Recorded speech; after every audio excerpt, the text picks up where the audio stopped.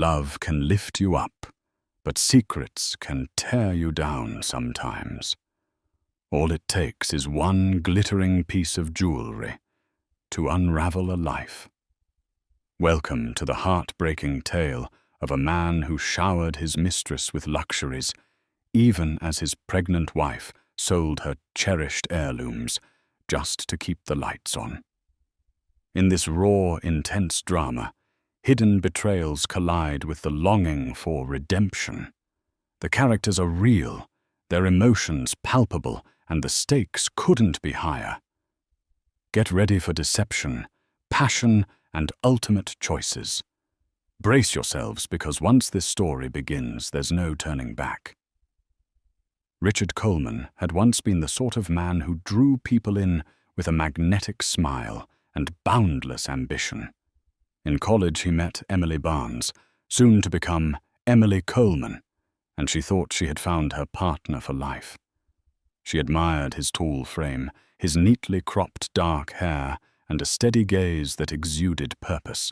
He came from a well-to-do family in Virginia, and Emily believed life with Richard promised security and stability. Yet 4 years into their marriage, with a baby on the way, she felt more uncertain than ever.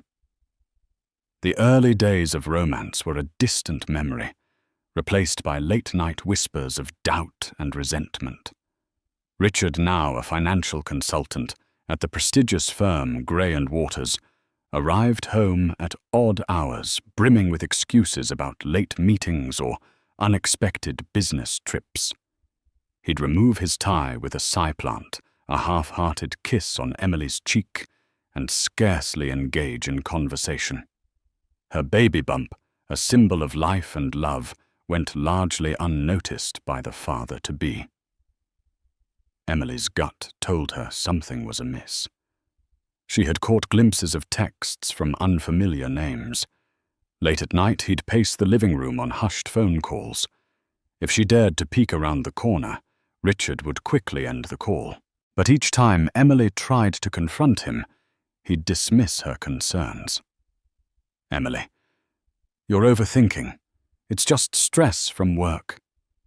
With her exhaustion from pregnancy and persistent morning sickness, Emily wondered if her hormones were indeed getting the better of her. And so she held on in silence, clinging to the vestiges of her once happy marriage. She pictured Richard's younger self, those bright eyes, the ambitious grin, how he'd spend long weekends planning beach getaways and stargazing by the fire. She prayed those memories might one day resurface, and that Richard might become that man again. But the reality was harsher. The electricity bill lay unpaid on the kitchen counter, and the obstetrician's fees were accumulating at an alarming rate. Emily hadn't worked for months due to pregnancy complications. They still owned a modest condo, thanks to Richard's parents helping with the down payment. But money felt scarce. Unbeknownst to her, Richard's affections had shifted in a direction that threatened to upend everything toward a woman named Sabrina Gray. Sabrina Gray was a woman who could make an entrance in any room. Towering in her sleek Louboutin heels, hair the color of champagne, she exuded confidence that practically vibrated around her. Her father, Harold Smith, was a high-profile attorney in Washington, D.C., and her family had social connections that extended across states. She carried an unassailable aura that made everyone around her feel small. Richard first met Sabrina Gray at a Gray & Waters charity event. She was representing her father's foundation that evening, looking luminous in a royal blue satin gown.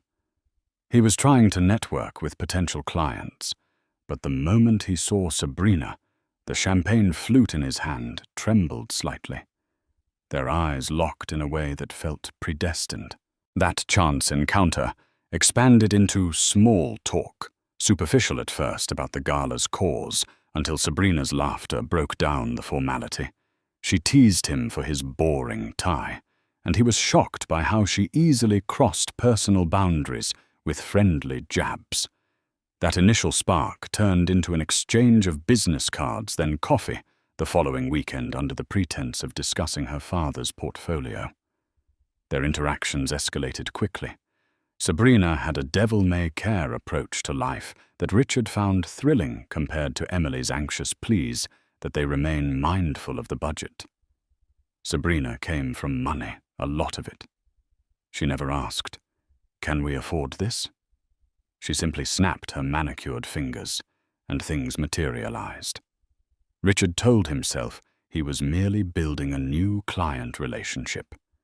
But dinners turned into late-night drinks, and before he knew it, he and Sabrina were all over each other in a corner booth at a swanky rooftop lounge. From then on, Sabrina texted him day and night, and he answered with increasing eagerness. She represented something he felt he'd lost. Escape excitement, a carefree life. Before long, he hardly recognized himself when he looked in the mirror. Gone was the devoted husband who had once carried Emily over the threshold on their wedding day. Instead, a man consumed by deception stared back at him. At the office, co-workers noticed changes in Richard's routine. Vanessa James, a fellow consultant who sat a few cubicles away, couldn't help but raise an eyebrow at the fancy cufflinks he suddenly sported, the fresh cologne that smelled like expensive musk, and the self-satisfied grin on his face whenever his phone buzzed. Though Gray & Waters was a top-tier firm, few had the disposable income to indulge in big-ticket luxury items. Vanessa was no detective, but she had seen enough men in mid-life crises to suspect something was happening. As Richard's extracurricular activities intensified, Emily sensed the growing distance. No matter how many times she asked him what was wrong, his answers remained curt, as though she were intruding. The warm, gentle Richard, who once massaged her feet and asked about her dreams for the baby, was a stranger. She tried to keep herself busy. Despite her constant fatigue, Emily managed the household chores and scaled back on expenses. She swapped brand-name groceries for cheaper alternatives and turned off the air conditioner during sweltering afternoons to save electricity. The baby was due in a few months, and medical bills were piling up. She began receiving voicemails from the hospital's billing department asking about outstanding payments. Some nights, Emily would cradle her baby bump and look through old photo albums. She found pictures of their honeymoon in Italy. Richard smiling with a bottle of Tuscan wine, Emily resting her head on his shoulder. Those snapshots felt like they belonged to a different couple. She couldn't reconcile that memory with the man who now avoided her gaze at dinner, seldom asked about the child's health, and spent weekends away on business. Desperate for answers, she confided in her close friend, Aria Brown, who had known Emily since middle school. Over cups of chamomile tea, Emily let the tears flow. Aria frowned, hugging Emily, and promising to keep an eye out. She never confronted Richard directly. Aria was more subtle, but she asked leading questions whenever they met at social gatherings. "Hey Richard, how's the new project going? You must be swamped." She'd watch his reaction carefully, noting how his eyes flickered with guilt, or how he'd stammer over small details. But Richard never let much slip. He was too entrenched in his double life, carefully piecing together a facade that was growing increasingly fragile. The turning point came one chilly autumn morning when Richard and Sabrina were grabbing breakfast at a chic downtown bistro nestled among corporate high-rises. Sabrina wore a tight black dress, her lips painted a bold crimson, and she smiled at Richard over a cup of espresso. He had been vaguely discussing the difficulties of married life, though he avoided saying Emily's name. Sabrina, growing bolder by the minute, batted her eyelashes and mused, "I've always wanted a diamond bracelet, something that screams timeless elegance. the kind you can't resist touching every few minutes. She watched him closely, gauging how far she could push. Richard felt an odd surge of pride at the notion of giving her something that fancy. It was a twisted sense of accomplishment. If he could buy this piece of expensive jewelry, it symbolized that he was powerful, successful, still desirable. Pushing aside the pang of conscience at the thought of his pregnant wife, he made a mental note to research high-end jewelers. Sabrina had a knack for manipulation. She knew precisely how to stroke Richard's ego. With each coy smile and whispered promise, she tightened her grip on him. A few days later, Richard withdrew a significant amount of money from his personal savings account. He justified it by reminding himself that Sabrina's father might become a lucrative client for Gray and Waters, or perhaps Sabrina herself would invest in one of his financial ventures. It was business, he told himself, except in his heart, he knew it was much more personal. He drove to Tiffany & Co. with an uneasy feeling in his stomach. The store's glistening displays momentarily made him think about Emily, how she had always dreamed of owning a small diamond pendant, but never asked for one because of their budget constraints. Yet here he was about to drop thousands of dollars on a mistress. Despite the internal conflict, he pressed on, telling himself it was just a one-time indulgence. The bracelet was stunning rows of sparkling diamonds set in white gold. Its brilliance took his breath away, and he imagined the delight dancing across Sabrina's face when he presented it to her.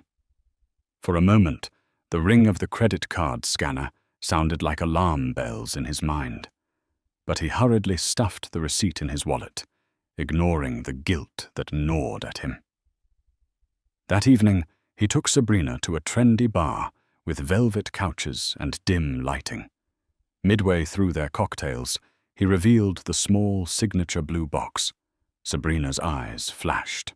"Oh, Richard," she gasped, clasping her hands together.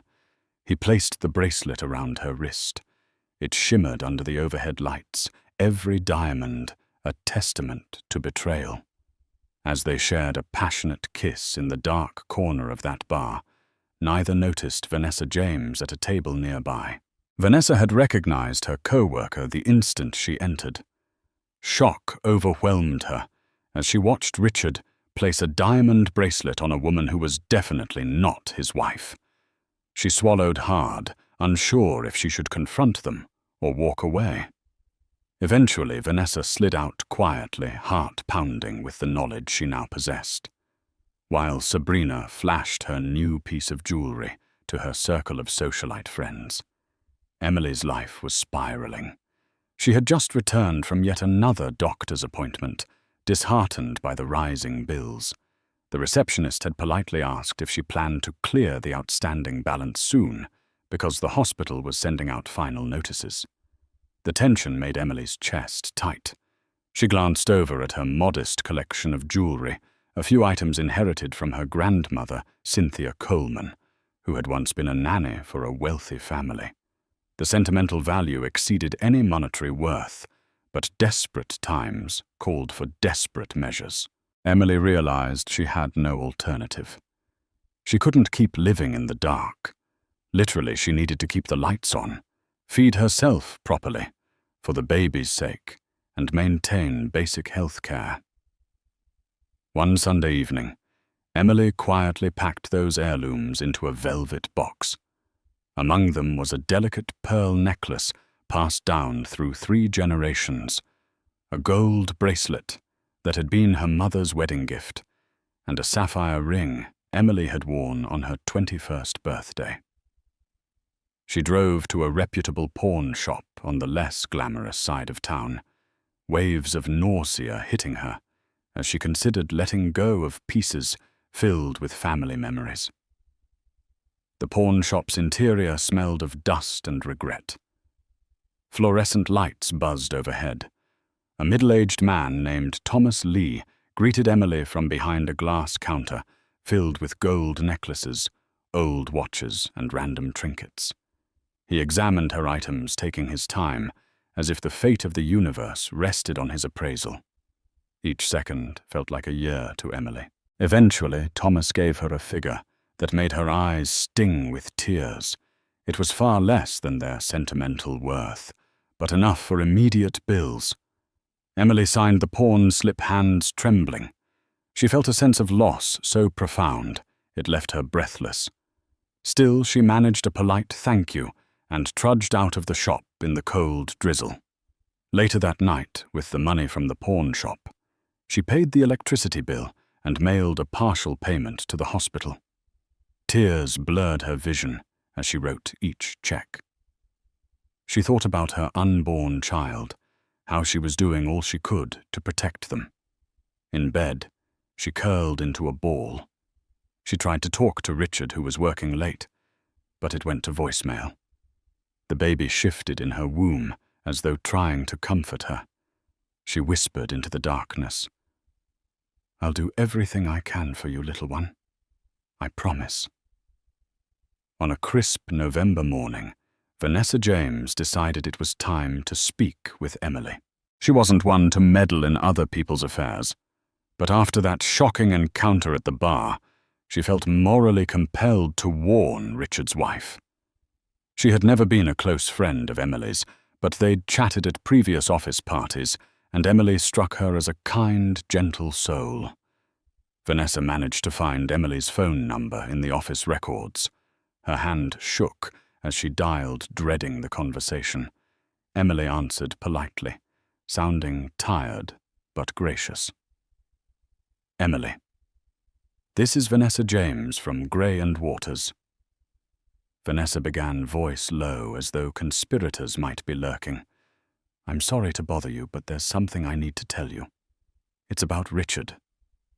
The pause on Emily's end was palpable. "I'm listening," she finally said, bracing herself. Vanessa swallowed. "I saw him last week at the Velvet Room downtown. He wasn't alone." She described Sabrina in careful detail, from the designer dress to the diamond bracelet. When she finished, the line went silent. Emily's voice, barely audible, asked, "Are you certain it was him?" Vanessa confirmed she was sure. She offered condolences and awkwardly ended the call, feeling heavy guilt.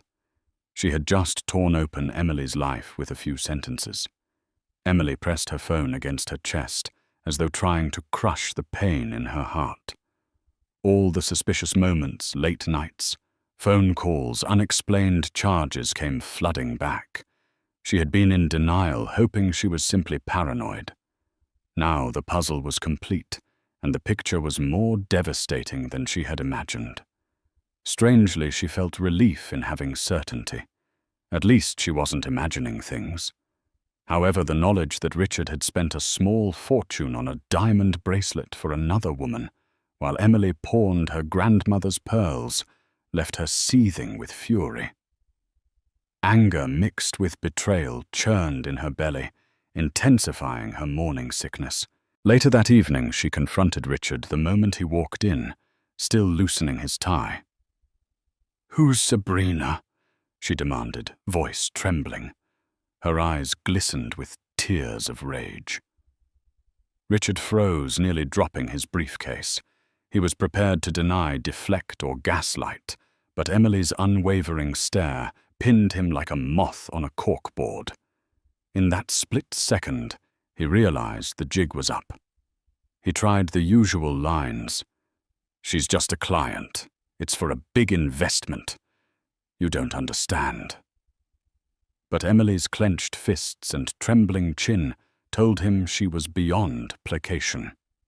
"How could you do this to me, to our child?" she shouted, tears streaming down her cheeks.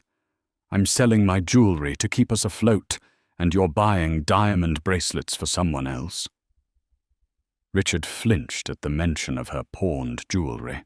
Shame battled with anger. "I never asked you to do that," he shot back, as though that excused his actions. He tried to spin it into a story about how Sabrina might become a major client. how this was a necessary gesture. But the words died on his tongue the moment he saw the heartbreak on Emily's face. She didn't scream after that. Her voice grew eerily calm. "Get out," she said. "Stay at a hotel, a friend's place, wherever you want. I don't want to see your face right now." Richard stared at the woman he had promised to love and protect. He opened his mouth to argue, but the weight of his guilt dragged him down.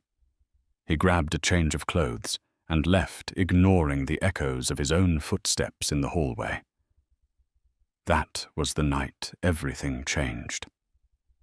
Sabrina was waiting in her luxurious penthouse suite, wearing a black silk robe, a glass of champagne in hand. She heard the rumble of thunder outside and checked the time. Richard was late. She curled up on her Italian leather couch, the shimmering diamond bracelet on her wrist, catching the light from overhead chandeliers. When Richard finally staggered in, soaked from the rain, her eyes widened. "You look terrible," she remarked, her voice tinged with concern. She offered him a towel and a drink, but he stood there, silently dripping water on her marble floor. "She knows Sabrina," he muttered. "Emily knows everything." Sabrina felt a jolt of adrenaline. She had half expected this day to come, but it unnerved her nonetheless. "So what does that mean?" "For us?" she asked. The ooze tasted foreign on her tongue, as if she were testing its significance. Richard sank onto the couch, burying his face in his hands. He mumbled something about being kicked out, about Emily's hurt and anger. Sabrina felt a twinge of guilt, but also a surge of triumph. In her mind, if Emily was out of the picture, that gave Sabrina an open path to Richard's undivided attention. She tried to comfort him, stroking his hair and whispering that it would be all right. Yet as the night wore on, Sabrina found herself questioning the extent of her own feelings. She enjoyed the chase, the glamorous gifts, the excitement of sneaking around. But was she truly prepared to become the official partner of a married man with a baby on the way? The diamond bracelet sparkled ominously, as though reminding her of the cost of their affair. Meanwhile, Richard was trapped in a swirl of regret and fear. He recognized his mistakes, but felt powerless to correct them. His once invincible arrogance had crumbled, and he could only cling to the illusions Sabrina offered. That night, she ordered takeout and poured them both champagne. They ate in heavy silence, each lost in a labyrinth of doubts and desires. In the aftermath of Richard's expulsion, Emily found solace in the unwavering support of friends and family. Her older sister, Miranda Wilson, arrived the next morning. She hugged Emily and insisted on staying for as long as needed. Miranda was a no-nonsense woman, a high school teacher who believed in confronting issues head-on. Together they set out to put Emily's life back in order. Miranda helped with the housework, accompanied her to doctor appointments, and offered moral support. She encouraged Emily to find a lawyer. "I know it's painful to think about," Miranda said gently, "but you have to protect yourself and the baby." Emily consulted Jason Thompson, a reputable family attorney recommended by a mutual friend. She told him the entire saga, how Richard's affair had come to light, and how she had pawned her precious heirlooms to pay the bills. Jason listened intently, jotting down notes. His clean-shaven face grew grim as he realized the lengths of Richard's betrayal. "Emily, you have options," he explained. "We can file for a legal separation, start discussing financial support, and look into spousal maintenance.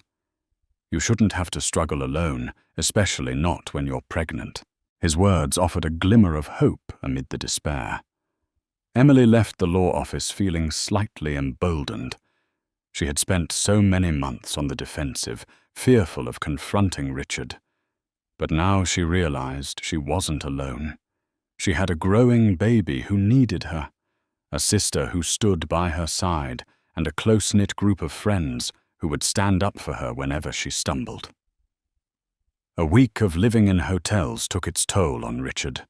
Between the business stress and personal turmoil, he found it impossible to focus. Clients complained he was missing deadlines, and his boss at Gray & Waters took him aside, warning him that his performance had dropped. He tried to make amends with Emily through tearful phone calls, but she refused to speak to him, insisting he communicate only through her lawyer. He left voicemails that swung between sorrowful pleas. "We can work this out," and desperate.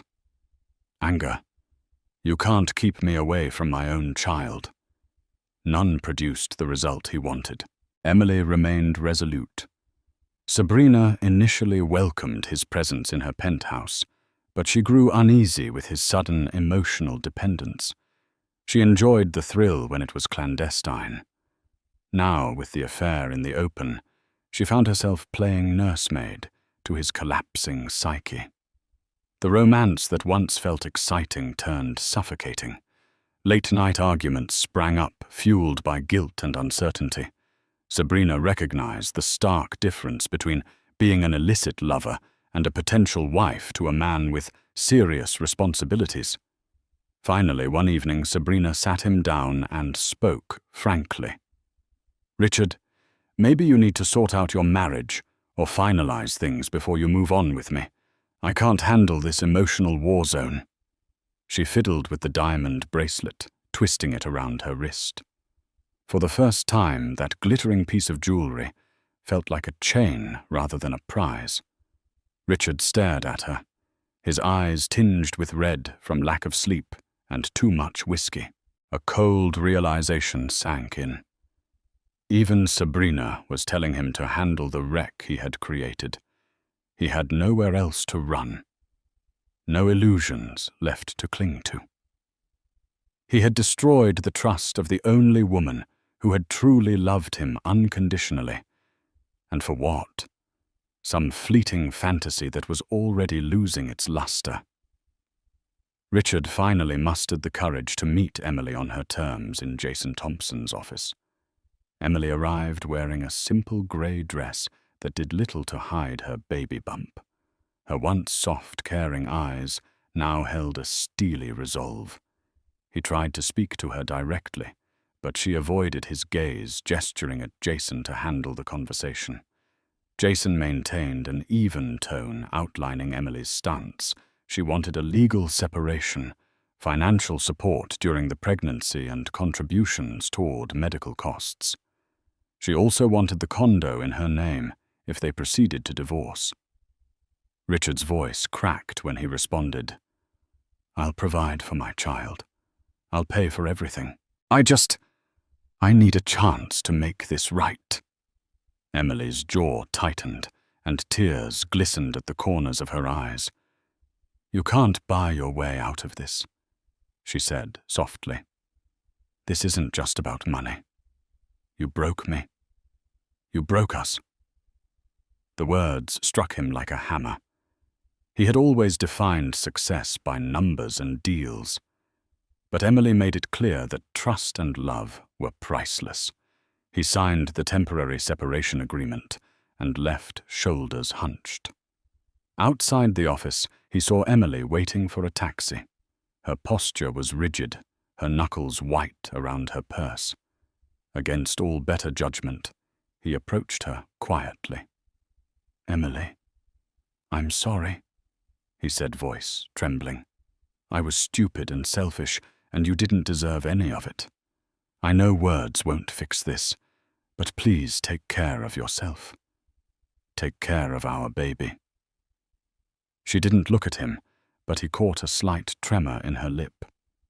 Before she could respond, a taxi pulled up. She got in, shutting the door on his outstretched apology. Through the window, he saw her close her eyes, tears slipping down her cheeks.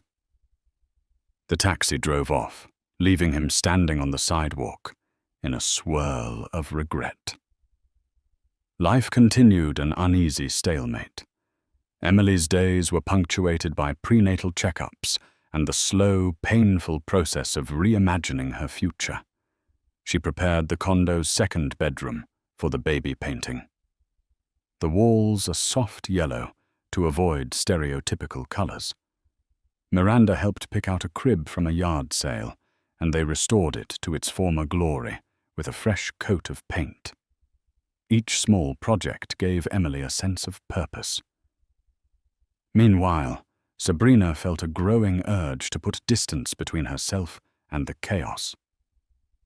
She took a 2-week trip to Europe, citing business obligations with her father's foundation. In truth, she needed to escape the tension swirling around Richard. She found herself browsing London's luxury boutiques, alone, diamond bracelet shoved into her suitcase. Without the affair's thrill, it seemed to have lost its appeal. Back in the States, Richard's mental anguish turned into a quest for redemption. He rarely slept. His bank statements haunted him, one-line item screaming at him from the page, Tiffany & Co. Min. XXX. Even his credit card company flagged the extravagant purchase, calling to verify the suspicious transaction. It symbolized the epicenter of his betrayal, an object that had cost him more than money. Determined to salvage a shred of dignity, he threw himself into therapy sessions with a counselor named Dr. Miranda Wilson, no relation to Emily's sister. The irony of the shared name was not lost on him, but Dr. Wilson's approach was strictly professional. She forced him to confront the roots of his discontent, his constant need for external validation, his fear of domesticity, and the emotional void he tried to fill with Sabrina. These sessions were brutal, but eye-opening. Meanwhile, Emily's neighbors, an older couple named Evelyn and Mark Carter, offered kindness in unexpected ways. They brought over meals and groceries, suspecting Emily was struggling. She tried to refuse, but Evelyn insisted. "Consider it our gift to the baby," she said, patting Emily's hand with grandmotherly warmth. Sporadic texts from Richard landed on Emily's phone. Apologies, updates about money deposited into their joint account, and occasional pleas to hear how the baby was doing. Emily felt torn between anger and a lingering love for the father of her child. But each time she considered responding, she remembered the diamond bracelet. She remembered the tears shed in the pawn shop. It hardened her resolve to move forward without him. One evening, Emily sat at the kitchen table finalizing the budget. She'd received a small check from Richard as part of their separation agreement, but it barely covered half the hospital fees. She needed to figure out how to manage the next few months until her maternity leave transitioned into some form of paid leave, though she had minimal coverage from her previous job. Suddenly her phone buzzed. A text from Sabrina Gray. Emily froze, blood draining from her face. She had never communicated with Sabrina directly yet. There it was. Sabrina. "I know we've never spoken, but you should know that Richard wants to reconcile. I don't want to stand in your way. Let's talk if you want." Emily's fingers trembled over the phone screen. The audacity of the woman who had upended her marriage offering a polite conversation felt like a sick joke. She tossed her phone aside, not trusting herself to respond in a civil manner. Days later, a flower delivery arrived. Emily opened the door to find a nervous courier holding a massive bouquet of roses, lilies, and orchids. The attached note read, "I'm so sorry for everything. Richard." Emily stared at the flowers, tears gathering in her eyes. She remembered how once, early in their relationship, Richard had brought her daisies after their first fight, proclaiming they symbolized new beginnings. Now these flowers felt like a bandage on a bullet wound, beautiful but woefully inadequate. She gave the bouquet to Miranda, who placed it in a vase. But Emily couldn't stand to look at them. Every rose, every lily reminded her of the betrayal. She hurried to her bedroom, locked the door, and cried into her pillow until she fell asleep. The contractions came earlier than expected, sharp, insistent, and undeniable. It was a grey, chilly afternoon when Emily clutched the edge of the kitchen counter, her breath catching as another wave of pain rolled through her. Miranda rushed to her side, eyes wide but steady. "It's time," she whispered. They moved fast. Bags were already packed. The car was warm, and before Emily knew it, they were racing through the city streets toward the hospital, the skyline a blur behind the glass. Inside the maternity ward, nurses ushered her into a delivery room with practiced urgency. Her doctor arrived within minutes, checking vitals, calming her between contractions. Emily gritted her teeth and focused on the ceiling tiles above, trying to hold herself together through each scream and push. Her body was working harder than it ever had, and she felt every second of it. Somewhere between one contraction and the next, Miranda texted Richard. She hadn't wanted to at first, but he had a right to be there. A father should at least be present for his child's arrival, no matter the damage done. Richard arrived an hour later. Breathless hair tousled his eyes, frantic. He hovered outside the delivery room, unsure if he'd be allowed in until Miranda stepped out and gave him a single nod.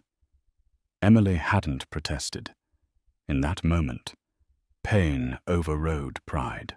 When he entered, Emily didn't speak to him. She didn't have the strength. She was deep in labor now, sweat glistening on her forehead, her hands clutching the bed rail like it was her lifeline. Richard moved quietly to her side and took her hand. She didn't pull away. In that moment, it wasn't about them. It was about survival, and about bringing a new life safely into the world. Hours passed in a whirlwind of commands, deep breaths and tears. Then finally a cry, thin, high, and perfect, cut through the air. The room fell still for a heartbeat as the doctor lifted the baby up, announcing, "It's a girl." They placed the baby on Emily's chest.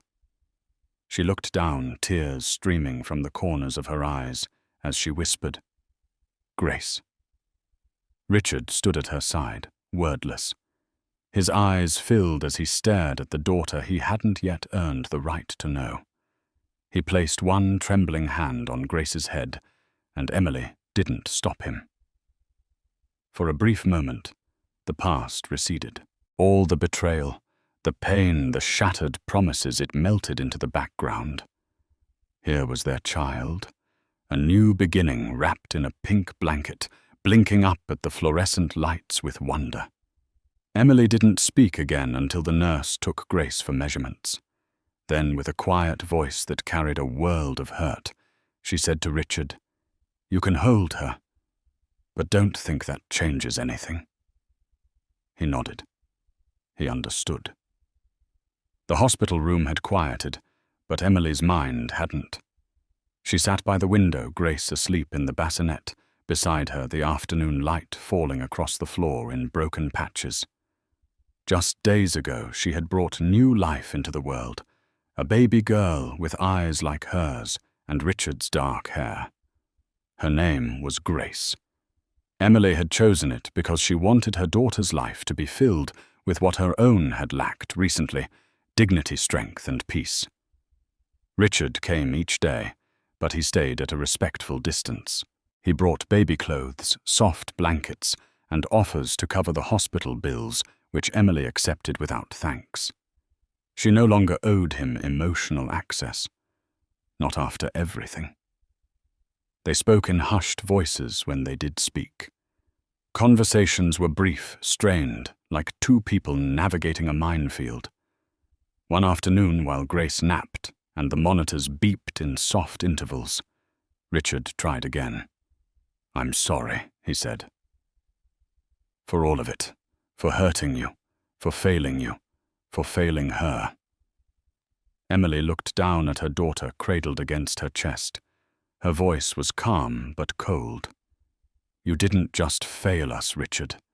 You abandoned us. You chose someone else. While I was pawning my grandmother's pearls to keep the lights on."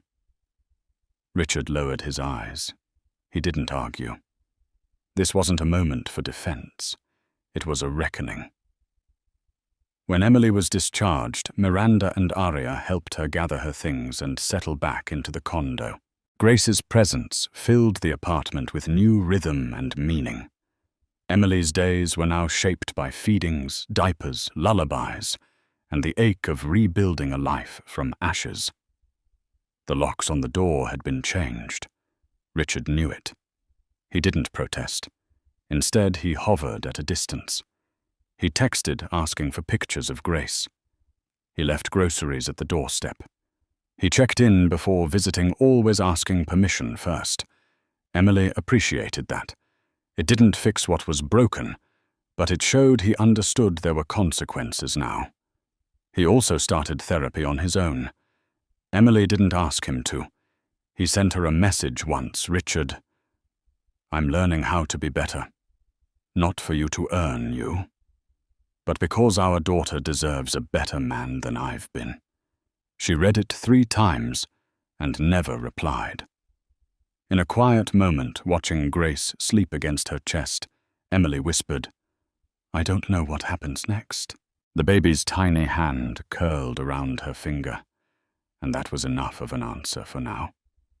She didn't know if trust could ever be restored, but she knew her strength was no longer a question, and whatever future unfolded, she would walk into it with her head high and her daughter in her arms. Time moved differently now.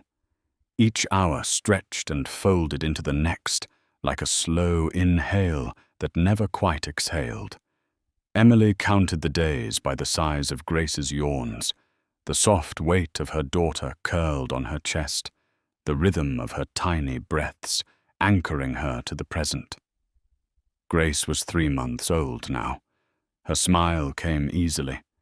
Her laughter was starting to fill the apartment warm and bright. And every time Emily looked at her, she felt both whole and hollow whole, because of Grace's presence hollow, because of the broken pieces left behind. The days were busy, bottles, naps, laundry, but the nights were the hardest. That's when the questions came. Would she be enough? Could she raise Grace without bitterness? What if Richard's promises were real this time? He was trying that much, she had to admit. The money arrived on time.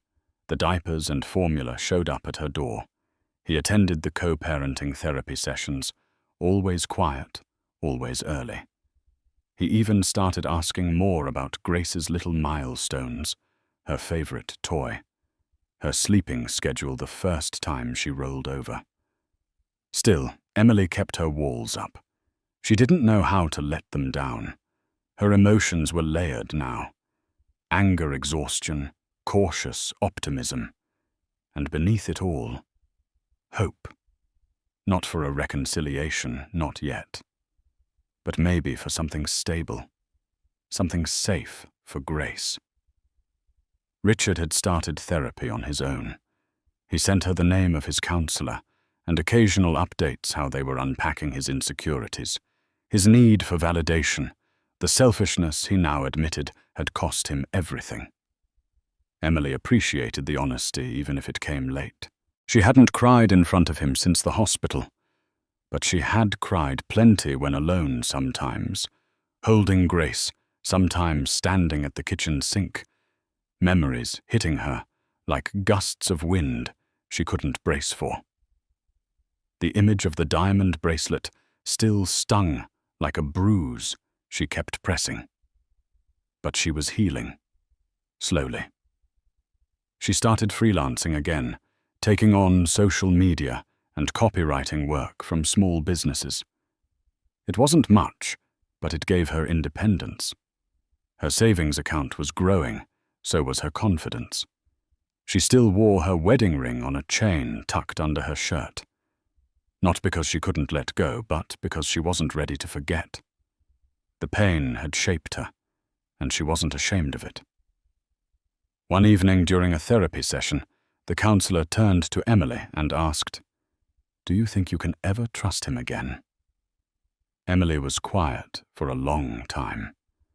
She looked at Grace, playing on the floor, her little hands reaching for a soft rattle. "I don't know," she finally said, "but I'm willing to see who he becomes." And that was enough for now. Not forgiveness, not a reunion. Just the possibility of something better. The morning was crisp sunlight streaming through the windows like gentle reminders that life kept going, even when your heart hadn't caught up yet. Emily stood in the hallway, an old cardboard box cradled in her arms. She had been reorganizing the closet, trying to make space for Grace's growing collection of baby items, when she stumbled across it, forgotten beneath winter coats and unused luggage. She carried it to the couch, knelt beside it, and opened the flaps slowly. Inside lay a relic of a different time. A weathered Polaroid album she hadn't seen in years. She brushed off the dust and opened it. There they were, she and Richard, in their college days. In one photo, they sat on a campus bench, grinning like fools, their arms wrapped around milkshakes and each other. Another showed Richard pretending to propose with a chicken nugget. She laughed quietly at that one. It felt like a scene from someone else's life. And yet, it was hers. Page by page, Emily's heart tightened. These weren't just photographs. They were moments from before the betrayals, before the late-night lies and cold silences, before the diamond bracelet. They were proof that once something real had existed between them. She wiped at her eyes and closed the album, her breath shaky. That afternoon, she did something she hadn't done since the separation she drove to the pawn shop. The memory of walking through those doors with her grandmother's pearls still haunted her. She had felt stripped bare that day, not just of jewelry, but of pride. Now she was back. The same dusty display cases, the same humming fluorescent lights. And behind the counter, the same man, Thomas Lee. He looked up and immediately recognized her. "Back for the heirlooms?" he asked gently. Emily nodded, her voice barely above a whisper. "Are they still here?" Thomas retrieved a box from the back. "They've been waiting. But it's been a while. There's interest on the amount." He told her the total. Her heart sank. It was more than she had saved. Her hands trembled as she reached into her purse to count what she had. Then a voice behind her said, "I'll cover the difference." She turned. Richard. He stood in the doorway, breathless, as if he'd rushed to get there. "I had a feeling," he said softly. "You'd want them back." Emily stared at him, unsure what to say. Part of her wanted to refuse, to walk away on principle. But another part remembered what these pieces meant, not just as jewelry, but as pieces of her history, of her identity. "I can't let you keep bailing me out," she said. Richard stepped closer. "Emily, these were never supposed to be here because of me. Let me fix this, just this." After a long pause, she nodded. Later, standing outside the shop with the velvet box clutched to her chest, she whispered, "Thank you." Richard reached out as if to hug her. She stepped back. "I appreciate it," she said. "But it doesn't erase the pain." "I know," he replied. "But it's a start." The days had begun to blur. Diaper changes, feedings, late-night lullabies, whispered in the soft glow of the nursery lamp. For Emily, motherhood was both exhausting and transcendent. In Grace's every breath, every sleepy smile, she found the strength to keep moving forward. Yet despite the calm she had carved out, Richard remained a quiet, persistent presence. His texts were never intrusive. He would ask about Grace's milestones, share a note of encouragement, or drop off groceries with a simple, "thought you might need this," and then he'd disappear again, never pushing. Miranda noticed the shift before Emily did.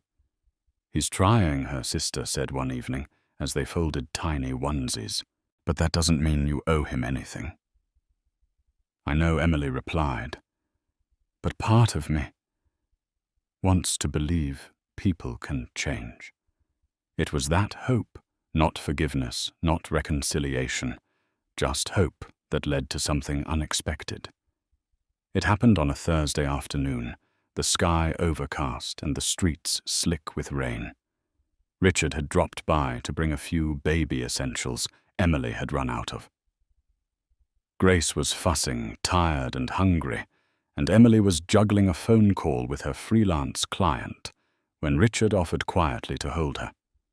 "She might remember my voice," he said. And oddly, Grace settled. Her tiny body relaxed in his arms, her cries fading into soft hiccups as he bounced, gently whispering to her. Emily stood frozen in the doorway watching the scene unfold. There was something deeply humbling about it. This man, who had once shattered her, now rocking their child with such quiet tenderness. That night, after Grace had gone down, and the rain tapped gently against the windows, Miranda found Richard sitting in the living room staring at an old photo on the mantel, one of their wedding day back when everything had felt whole. She approached him cautiously. "If you think you can waltz back into her heart with a few grand gestures, think again," she warned. "You broke her. It'll take years to rebuild that trust." Richard didn't argue. He just nodded. "I know. I don't expect a quick fix. But I am committed to Grace and to trying." Miranda studied him carefully. "For Emily's sake and Grace's, I hope you mean that." For once, Richard's eyes held no defensiveness, just quiet, weary resolve. In the days that followed, Emily let her walls drop just slightly. She allowed Richard to join her on walks with Grace. She laughed once, absent-mindedly, when he made a silly face that sent the baby into peals of giggles. She didn't call it healing. Not yet. But in that laughter, in the way Grace lit up in her father's arms, there was a flicker, a glimmer of something Emily thought she'd lost. Hope. The chill of spring had given way to a softer warmth, the kind that wrapped around your shoulders like an old friend. Emily stood by the window of her condo, watching sunlight streak across the hardwood floor. It danced over a toy rattle, a folded blanket, and Grace, her daughter, gurgling in a bouncer with sleepy, contented eyes. It had been months since the confrontation, since the storm that had nearly swallowed her whole. And while Emily still carried the scars, there was a calmness settling in her bones now, a quiet resilience she had earned through every sleepless night, every withheld tear. Every moment she stood firm when it would have been easier to collapse.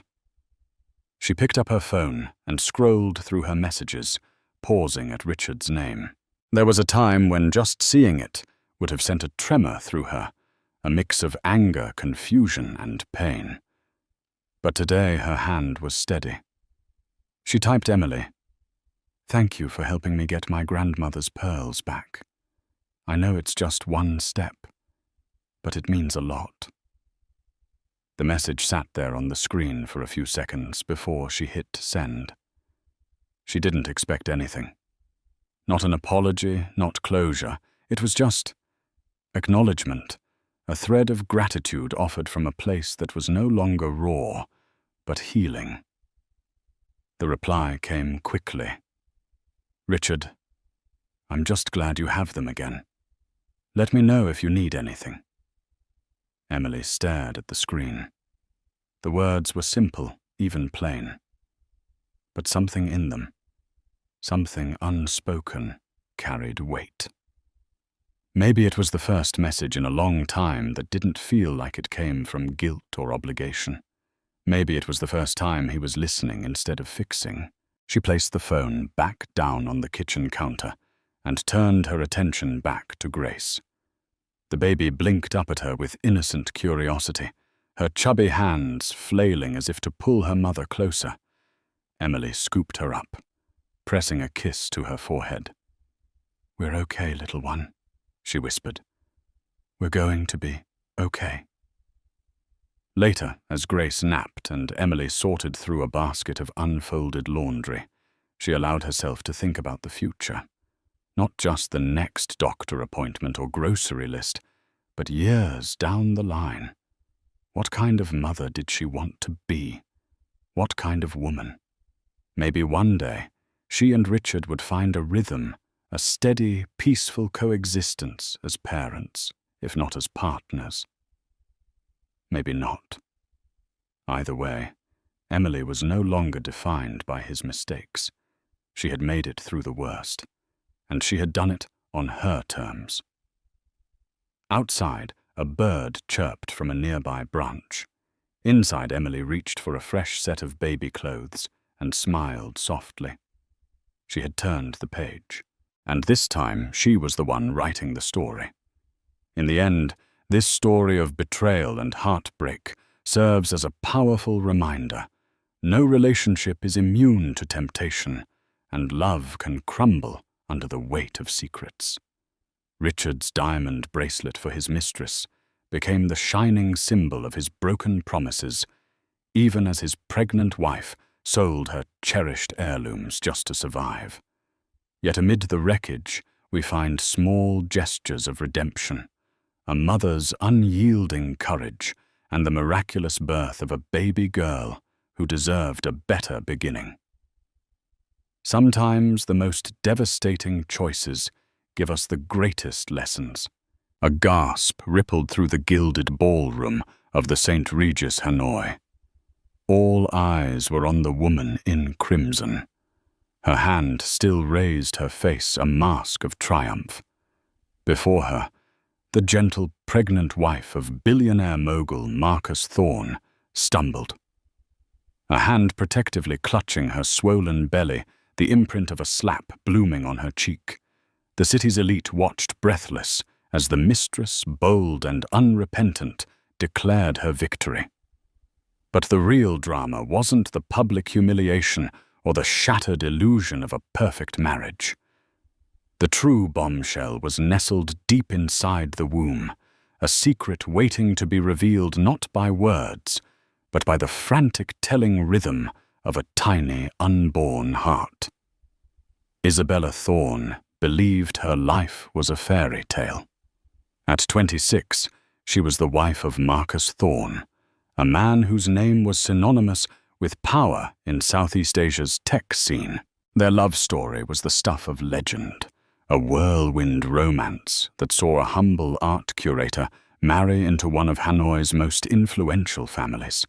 Marcus was her everything charming, attentive, and fiercely protective. He had given her a life beyond her wildest dreams, a sprawling penthouse overlooking West Lake, a wardrobe filled with bespoke creations from designers like Kong Tri, and a love that felt as solid as the ancient stones of the nearby Temple of Literature.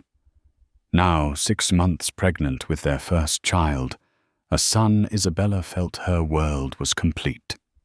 The nursery was a symphony of soft blues and creams, filled with handcrafted toys and imported furniture. Marcus had been ecstatic, hosting lavish dinners to announce the heir to the Thorne Empire. He would often rest his hand on her belly, his eyes alight with a joy that seemed to mirror her own. "Our legacy, my love." He'd whisper, his voice thick with emotion. "Everything I do for you and for him."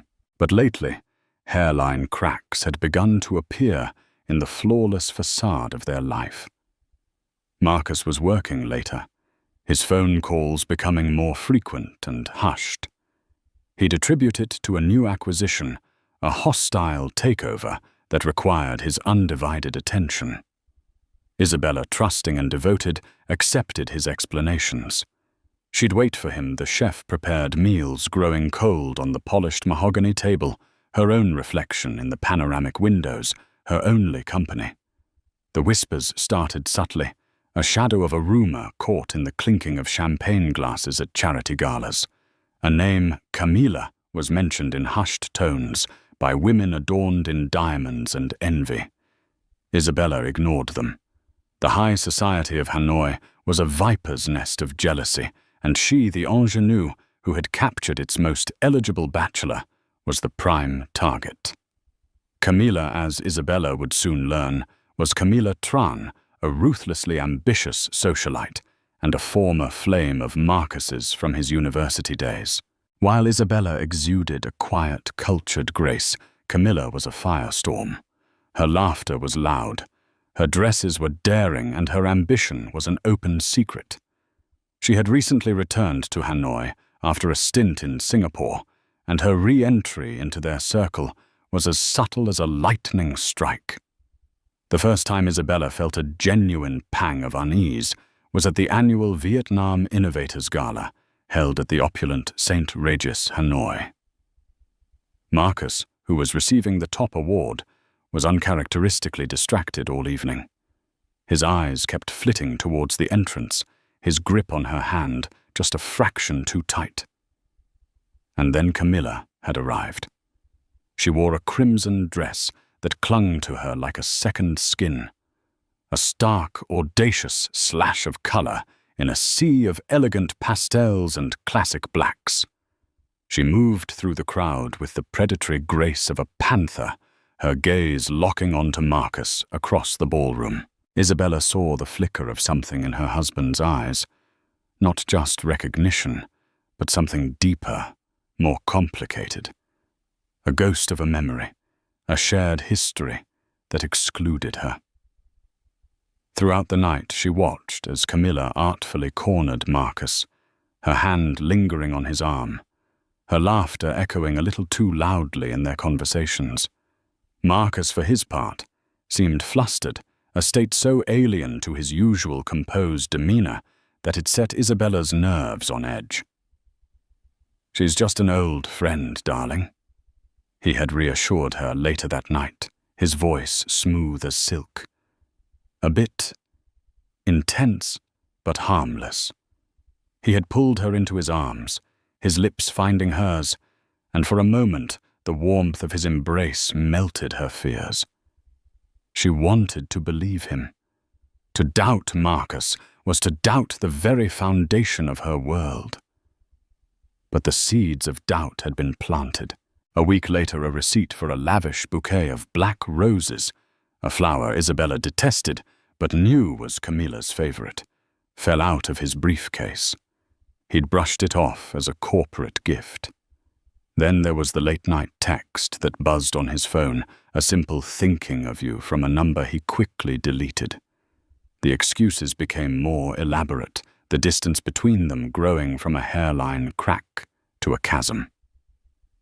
Isabella felt a profound and suffocating loneliness. The sprawling penthouse, once a symbol of her fairy tale life, now felt like a gilded cage. Her friends, mostly wives of Marcus's business associates, offered sympathetic but ultimately hollow words. They were part of this world, they understood its unspoken rules, the silent accommodations, the turning of a blind eye. But Isabella's heart, pure and perhaps a little naive, couldn't accept that. Love to her was not a transaction or an arrangement. It was a sacred, all-consuming truth. The pregnancy, once her greatest joy, now became a source of anxiety. She felt a desperate need to protect her unborn son, not just from the world, but from the encroaching shadows in her own home. She tried to talk to Marcus to break through the wall he was meticulously building around himself. "Is everything all right, Marcus?" she asked one evening, her hand on his arm, as he stared out at the city lights. "You seem so far away." He turned his face a carefully constructed mask of affection. "Just stress, my love. This deal is draining. Once it's over, it'll be just the three of us. I promise." He tilted her chin up and kissed her, a perfunctory gesture that no longer reached his eyes. Isabella knew with a certainty that chilled her to the bone that he was lying. The deal wasn't about business. The hostile takeover was happening right under her roof, and the enemy was not a rival corporation, but a woman in a crimson dress who smelled of black roses and broken promises. The fairy tale was over. Isabella was trapped, pregnant, and alone, standing on the precipice of a devastating truth, with no idea just how brutal the revelation would be. The breaking point arrived with an embossed cream-colored invitation. The Thorn Corporation was celebrating its 50th anniversary with a grand ball. It was to be the social event of the season, a testament to the family's enduring legacy and power. For Isabella, it felt less like a celebration and more like a stage for the final act of her disintegrating marriage. In the weeks leading up to the event, Marcus was a whirlwind of activity, but his focus was sharp, his mood almost buoyant. He presented Isabella with a stunning midnight blue gown by a Parisian couturier and a sapphire necklace that mirrored the depths of West Lake. "You will be the most beautiful woman there," he said, his voice brimming with a sincerity she hadn't heard in months. "The mother of my son, the queen of my heart." For a fleeting, hopeful moment, Isabella allowed herself to believe him. Perhaps the affair, the whispers, the lies, had been a fleeting madness. Perhaps this night was his way of reaffirming their bond, of showing the world, and her, that she was the one who truly mattered. She pushed her anxieties down, focusing on the baby's gentle kicks, a secret language of reassurance between mother and child. The night of the ball, the ballroom of the St. Regis Hanoi was transformed into an enchanted forest from a Vietnamese folk tale.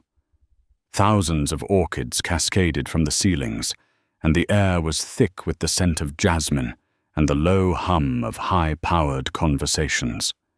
Isabella, on Marcus's arm, was a vision of serene elegance. The deep blue of her gown complemented her pregnancy, and the thorn sapphires at her throat glittered with every turn of her head. She smiled. She mingled. She played the part of the perfect billionaire's wife, all while a cold knot of dread tightened in her stomach. She knew Camilla would be there. It was inevitable. And sure enough, she saw her holding court by the champagne fountain, not in her usual audacious red, but in a startlingly white, almost bridal gown. The dress was a deliberate, provocative choice, an open challenge. Camilla's eyes found Isabella's across the room, and she offered a slow, deliberate smile that was anything but friendly. Marcus stiffened beside her. "Ignore her," he murmured, his grip on her elbow becoming possessive. "Tonight is about us." But Camilla had no intention of being ignored. As the night wore on, she seemed to be everywhere Isabella was.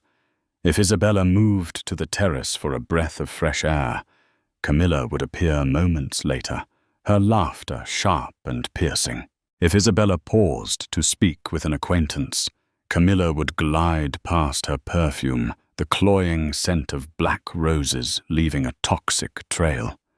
It was a calculated campaign of psychological warfare, and it was working. Isabella's composure began to fray. The climax came just after the main speeches. Marcus had just delivered a moving tribute to his family and the future of his company, concluding with a toast to my beautiful wife Isabella and our son, who will one day lead this legacy. The room erupted in applause, beaming Marcus, turned to kiss her, a public display of affection designed to cement their image as the perfect couple. It was in that moment of manufactured bliss that Camilla made her move. She strode towards their central table, her white dress parting the sea of guests like the prow of a ship. There was no hesitation in her steps, no doubt in her eyes. The murmuring of the crowd died down as she approached a collective intake of breath, creating a vacuum of silence in the grand ballroom. She stopped directly in front of Isabella, who was still seated. Marcus, caught off guard, stood halfway, his smile frozen on his face. Legacy. Camilla's voice was clear and cold, slicing through the silence. Your son. She laughed, a short, sharp, ugly sound. Marcus, you are a wonderful storyteller, but you seem to have forgotten the main character. She turned her venomous gaze on Isabella. You poor, pathetic little thing. Did you really believe all of it? The love story. The happy family. Isabella, stunned into silence, could only stare up at her. Her heart hammered against her ribs, a frantic bird trapped in a cage. What are you talking about? She whispered, her voice barely audible. What am I talking about? Camilla's voice rose, theatrical and cruel. I'm talking about the fact that the child you are carrying is not the only Thorn heir. I'm talking about the fact that Marcus has been with me in my bed every night he told you he was working late. Gasps rippled through the room. People were now openly staring, their phones discreetly raised to capture the unfolding drama. Marcus finally found his voice. Camilla, that's enough. You're making a scene. I'm making a scene. She shrieked, her composure finally cracking to reveal the raw fury beneath. You're the one who has been living a lie. You promised me, Marcus. You promised you would leave her. She then looked back at Isabella, her eyes filled with a terrifying mix of pity and contempt. He was never going to leave me.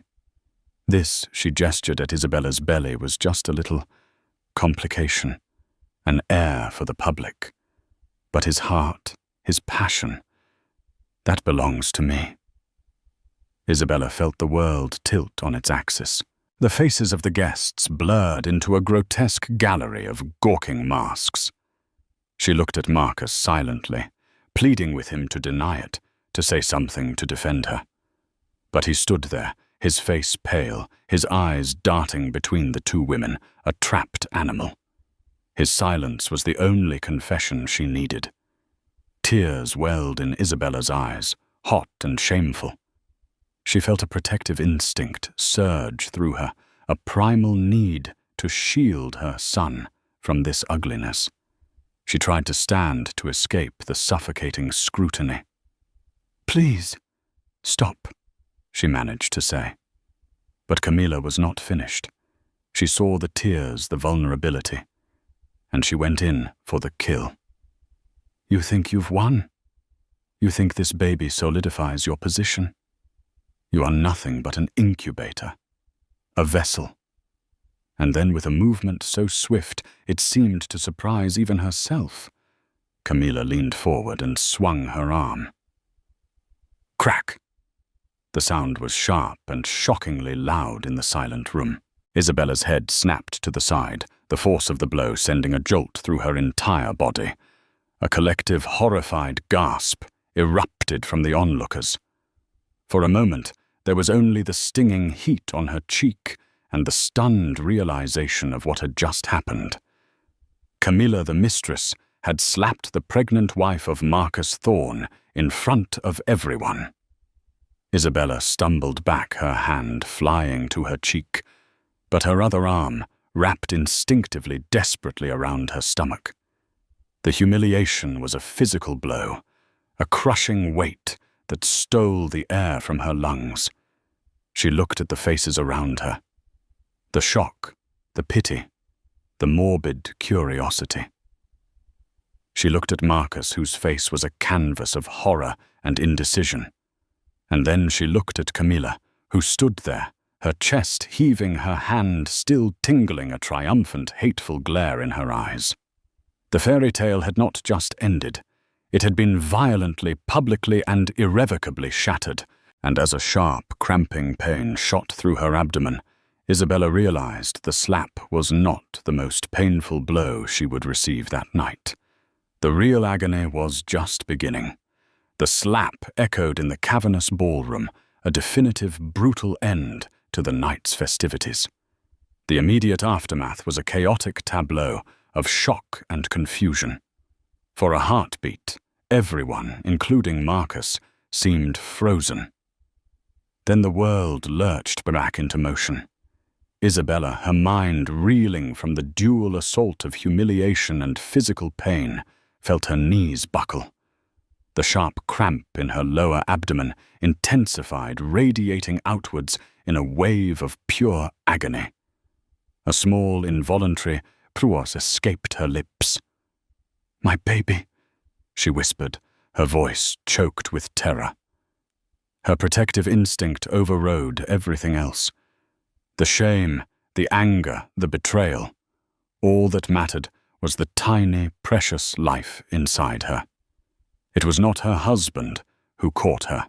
It was his father, Arthur Thorne, the family patriarch, who had been watching from a nearby table with an expression of grim fury. He surged forward, his old but still powerful frame moving with surprising speed, catching Isabella's arm just as she was about to collapse. "Get her a chair! Someone call a doctor!" he bellowed, his voice accustomed to commanding boardrooms, cutting through the stunned murmurs of the crowd. Marcus finally snapped out of his paralysis. "Isabella." He rushed to her side, his face a mess of panic and guilt. "My God, are you all right?" He reached for her, but she flinched away, her eyes filled with more pain than he had ever seen meeting his. In that single searing glance, he saw the complete and utter destruction of her trust in him. Camilla, meanwhile, seemed to realize the enormity of her actions. The triumphant fire in her eyes flickered, replaced by a flicker of panic. Assaulting anyone in this public manner was scandalous. Striking a pregnant woman was a cardinal sin, even in the morally flexible world of the super-rich. She took a half-step back, her gaze darting towards the exits. She had intended to cause a scene to force Marcus's hand, but this was spiraling out of control. I didn't mean," she began, but her words were cut off by Arthur Thorne's glacial stare. "You," he said, his voice low and lethally soft, "will not move an inch." Security.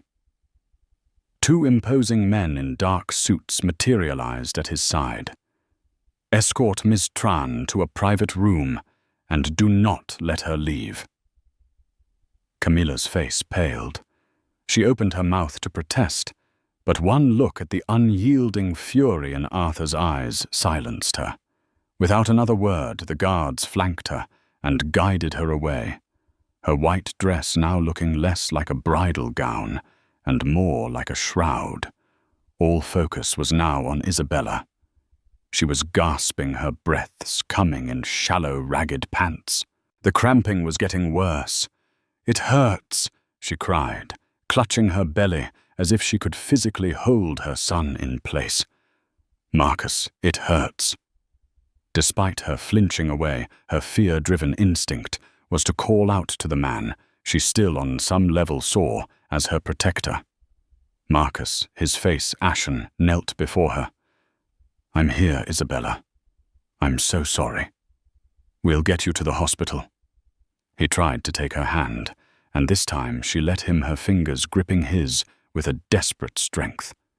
The St. Regis staff, trained for any contingency, moved with quiet efficiency. A makeshift screen was erected around the table, affording the Thorns a sliver of privacy from the hundreds of prying eyes. A medic who was on standby for the event was at Isabella's side, in moments taking her pulse, his face grim. Her blood pressure is dangerously high. She's cramping. We need to get her to a hospital immediately. The FV hospital is the closest with a top-tier maternity ward, the medic announced, referring to the well-regarded Franco-Vietnamese hospital in Ho Chi Minh City, which had a prestigious branch in Hanoi. The logistics of the escape were a blur to Isabella. She was vaguely aware of being transferred to a wheelchair, of being wheeled through service corridors and down a private elevator away from the whispers and the stairs. The journey was a torment of pain and fear. Every bump in the road sent a fresh wave of agony through her. She kept her eyes squeezed shut, her hand never leaving her belly, whispering her son's name, a mantra against the encroaching darkness. Marcus sat beside her in the back of his Maybach, a silent, tormented figure. The mask of the powerful CEO was gone, replaced by the raw fear of a man watching his world crumble due to his own weakness. He kept murmuring apologies, a litany of, "I'm sorry, Isabella. I never wanted this. Please be okay." Isabella didn't respond. His words were meaningless static, the buzzing of a fly in a hurricane. The man whose promises had built her world had just stood by and watched it be demolished. His apologies were not for her. They were for himself. They were the desperate pleas of a guilty man, trying to absolve himself, and she had no comfort to offer him. She felt a terrifying wetness between her legs, and a fresh surge of panic rose in her throat. "Something's wrong," she gasped, her eyes flying open and locking with his. "Marcus, something is wrong with the baby." The terror in her voice finally seemed to penetrate his self-pity. He barked at his driver. "Faster. For God's sake, drive faster."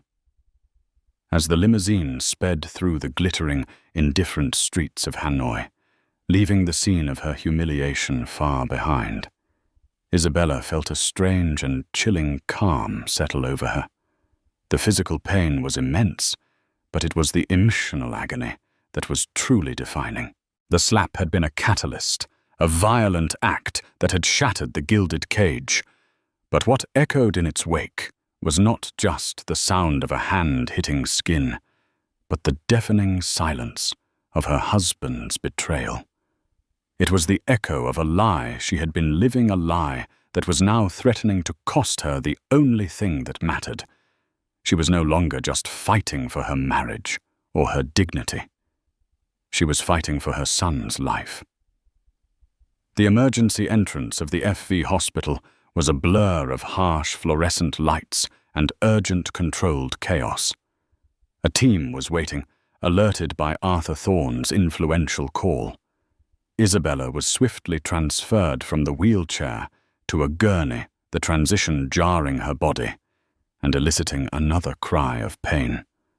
Doctors and nurses swarmed around her, their voices a calm but urgent flurry of medical terminology. Pregnant, 26 weeks, presenting with severe abdominal cramping and signs of bleeding following a physical altercation. BP is 160/100.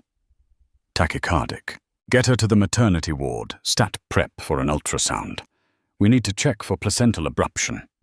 Marcus was shunted to the side, rendered powerless and irrelevant by the medical professionals who now held his wife's and child's lives in their hands. He stood in the corridor, his tuxedo looking absurdly out of place, his hands stained with a small amount of Isabella's blood where he had tried to comfort her. He watched as they wheeled her away, her hand still protectively on her belly, her face pale and etched with fear. The doors swung shut behind her, leaving him alone, with the crushing weight of his guilt. Inside the examination room, the atmosphere was tense. Isabella was gently helped into a hospital gown, her beautiful midnight blue dress unceremoniously cut away. The pain was a constant, terrifying rhythm. A kind-faced, middle-aged female doctor, Dr. Lien, introduced herself as the head of obstetrics. Isabella. My name is Dr. Lien. We're going to take very good care of you and your baby, she said, her voice a beacon of calm in the storm. We need to do an ultrasound to see what's happening. I need you to try and stay as still as possible. Isabella nodded, tears streaming silently down her temples. Is my baby going to be okay? We're doing everything we can to ensure that Dr. Lien said, her reassuring tone never wavering, though her eyes betrayed the seriousness of the situation. Let's have a look. The room fell silent as the ultrasound technician applied the cold gel to Isabella's stomach. All that could be heard was the soft whirring of the machine and Isabella's ragged breathing. She stared at the monitor, her heart pounding in her ears, praying for a sign, for a flicker of hope. The technician moved the transducer across her abdomen, the grey and black images swirling on the screen. Dr. Lien's eyes were narrowed in concentration, her brow furrowed. Marcus, who had finally been allowed in, after an agonizing wait, stood in the corner, looking on helplessly. There's the baby, Dr. Lien said softly. He's small, but he's a fighter. Isabella let out a choked sob of relief. He was alive. But I am seeing some cause for concern. The doctor continued, her tone becoming more clinical. There appears to be a small subchorionic hematoma, likely caused by the trauma and the spike in your blood pressure. It's a bleed. That's what's causing the pain and the spotting. We need to monitor it very closely. But he'll be okay. Marcus's voice was hoarse from the sidelines. Dr. Lien didn't look at him. Her focus was entirely on her patient. The immediate danger is preterm labor. The stress and physical shock could trigger contractions. We're going to give you medication to stop them, and a steroid shot to help the baby's lungs develop, just in case. As she spoke, the technician adjusted a setting on the machine, and a new sound filled the room. Thump, thump, thump, thump, thump, thump. It was the sound of the baby's heartbeat, amplified by the machine. It was fast, a frantic, galloping rhythm, but it was strong. It was the most beautiful sound Isabella had ever heard. Tears of relief streamed down her face. It was the sound of life, of hope. Dr. Lien smiled for the first time. A strong heartbeat. That's a very good sign. A little fast, he's clearly stressed, but strong. Marcus stepped forward, a wave of relief washing over his face. Thank God, he breathed. The technician continued her work, taking measurements, capturing stills of the tiny profile, the little fists. Dr. Lien was explaining the course of treatment, complete bed rest, constant monitoring, when the technician suddenly paused. She zoomed in on one particular area of the screen, her own brow furrowing in a way that had nothing to do with the hematoma. Doctor, she said quietly, pointing to the screen.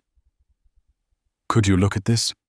Dr. Lien leaned in, her professional gaze sweeping over the area the technician indicated. The room fell silent again, the baby's amplified heartbeat the only sound. For a long moment, Dr. Lien said nothing. She simply stared at the image, her expression shifting from professional concern to one of utter bewilderment. What is it? Isabella asked, a fresh spike of fear piercing her relief.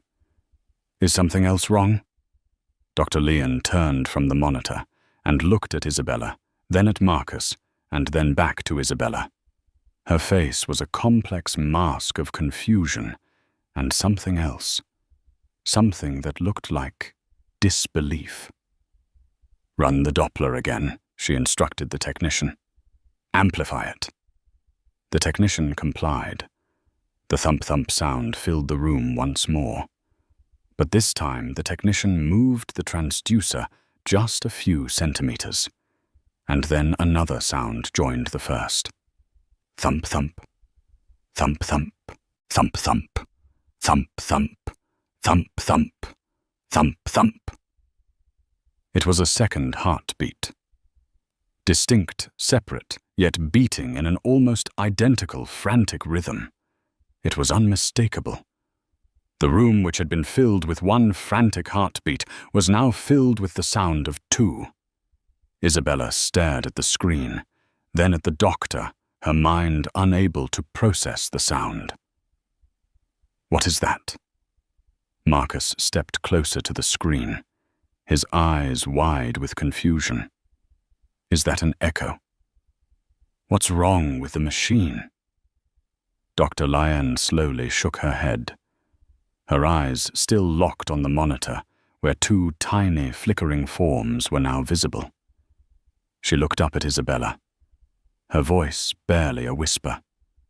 "Mr. Thorne, there is nothing wrong with the machine." She took a deep breath, as if steeling herself to announce something utterly impossible. "Isabella, you're not carrying one baby." She pointed a trembling finger at the screen, at the two distinct sacs, at the two tiny, flickering hearts, beating in terrified unison. "You're having twins." The revelation hung in the air, a fact so stunning, so completely unexpected, that it defied all logic. All the previous scans conducted by a top society doctor, chosen by Marcus, had shown only one baby. One boy. The heir. Marcus had been there every time, beaming as he looked at the grainy image of his son. A wave of dizziness washed over Isabella. Twins. How was that possible? They had done scans at 8 weeks, 12 weeks, and the detailed anatomy scan at 20 weeks. All had shown one baby, a single, healthy boy. Then a darker, more insidious thought began to form in the recesses of her mind, born from the night's catastrophic betrayals. She looked at Marcus, whose face was not filled with the joy of an unexpected blessing, but with a ghostly pallor of pure, unadulterated shock. His expression was not one of confusion. It was the look of a man whose carefully constructed lie had just been blown apart by the most undeniable, most irrefutable truth of all.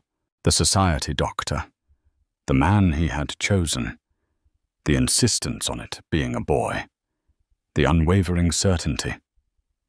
But all the other scans, she began, her voice trembling as the horrifying implication began to dawn on her. Dr. Pham always said, he said it was just one. Marcus couldn't meet her gaze. He stared at the screen, at the two heartbeats that had just exposed him, his mind clearly racing, searching for an escape that didn't exist. And in that moment, Isabella understood. The slap, the affair, the public humiliation that was just the prelude. This was the true betrayal. It wasn't just a simple case of infidelity. It was a deception so profound, so calculated, that it had targeted the most sacred space in her life, her own body, her own children. Dr. Lyon, sensing the monumental shift in the room, spoke gently.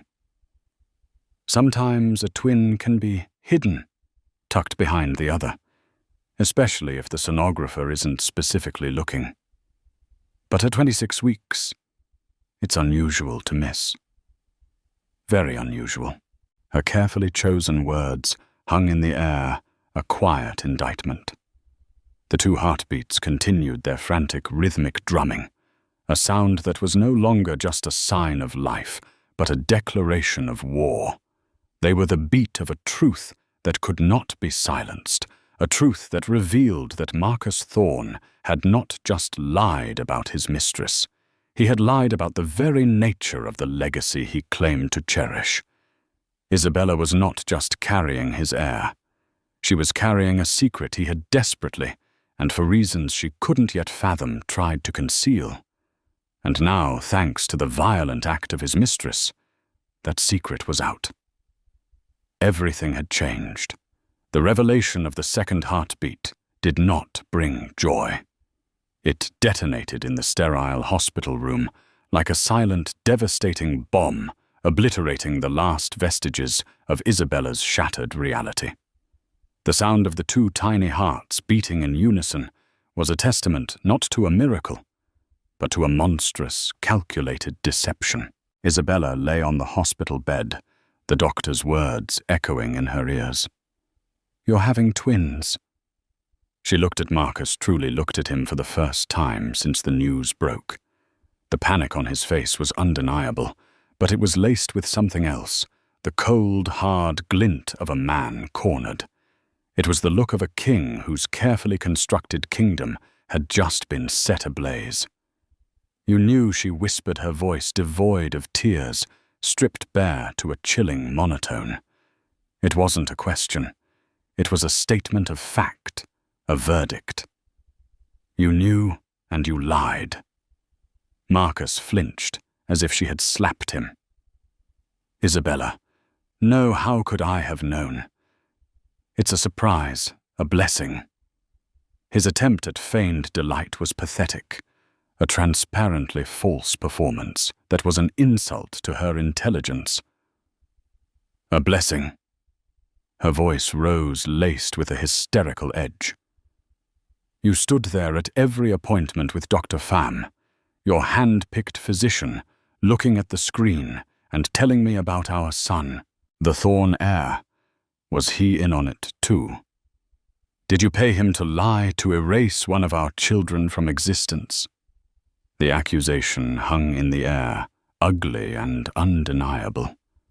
Dr. Lyon and the technician suddenly became very busy averting their eyes, offering the illusion of privacy, where none existed. "That's a crazy accusation," Marcus stammered, running a hand through his perfectly styled hair, messing it for the first time all night. "Why would I do that? Why would I hide one of my own children?" "I don't know." Isabella's voice cracked, the raw pain finally breaking through her shock. "Maybe one was a boy, and one was a girl, and you only wanted the boy.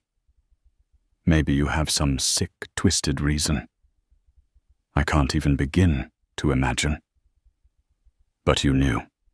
Your shock wasn't surprise, Marcus. It was the terror of being caught. The two heartbeats, still thumping steadily from the monitor, served as a relentless, rhythmic jury. Thump, thump. Thump, thump. Guilty. Guilty. Before Marcus could formulate another lie, the door opened and his father, Arthur Thorne, swept in. The patriarch's face was a thundercloud of controlled rage. He had clearly been briefed. He took in the scene. Isabella pale and trembling with fury on the bed, Marcus cornered and sweating, the damning image still frozen on the ultrasound screen. Arthur's gaze fell on his son, and the disappointment in his eyes was so profound, it was almost a physical force. "I have just had a very enlightening conversation with the hospital administrator," he said, his voice dangerously calm. "And I took the liberty of placing a call to your Dr. Pham. A very nervous man, Dr. Pham. It seems his records from your last scan have been misplaced." Marcus visibly paled. The unspoken threat was clear.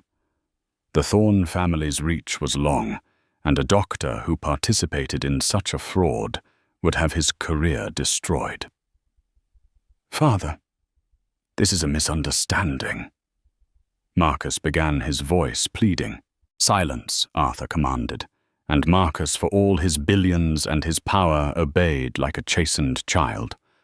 Arthur walked to Isabella's bedside.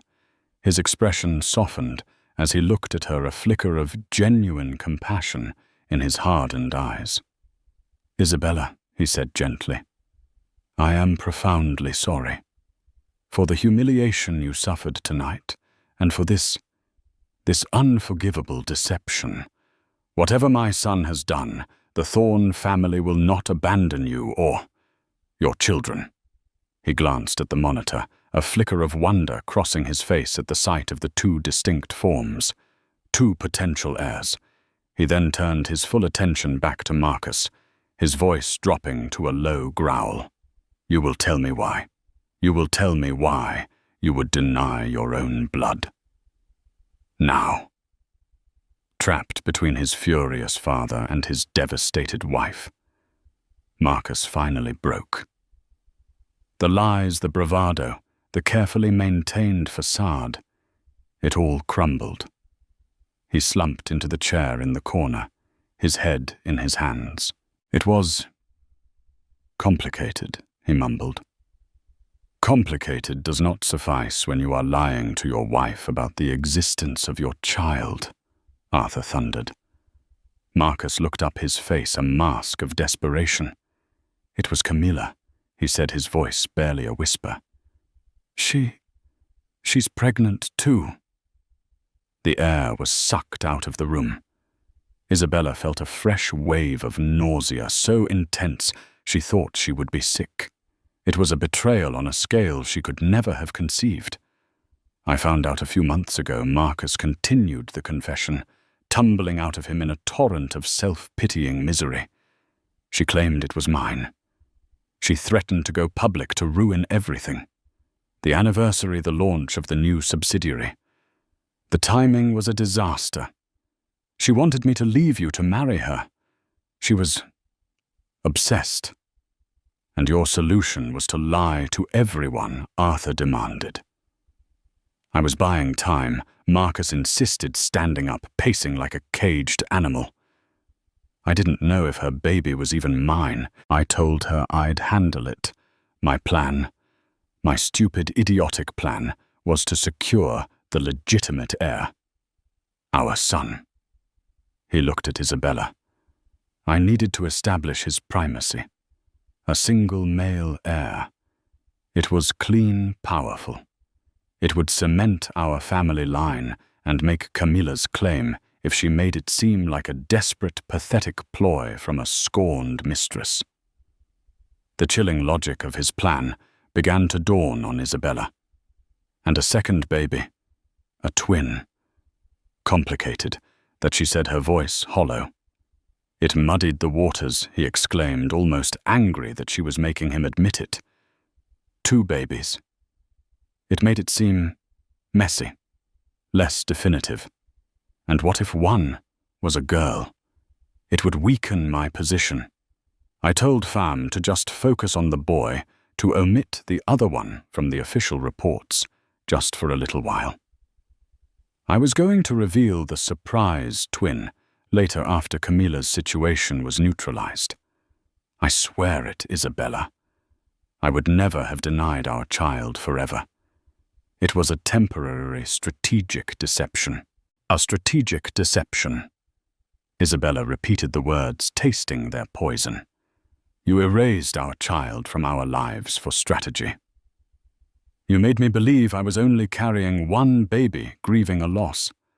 I didn't even know I had all to manage your sordid affair. The sheer cold-blooded calculus of it was breathtaking. He had weighed his children on a scale of public relations and corporate strategy and found one of them wanting. He hadn't just cheated on her. He had played God with their unborn children. Arthur Thorne looked at his son with utter contempt. You are a fool, Marcus. A weak, short-sighted fool. You have taken a crisis and turned it into a cataclysm.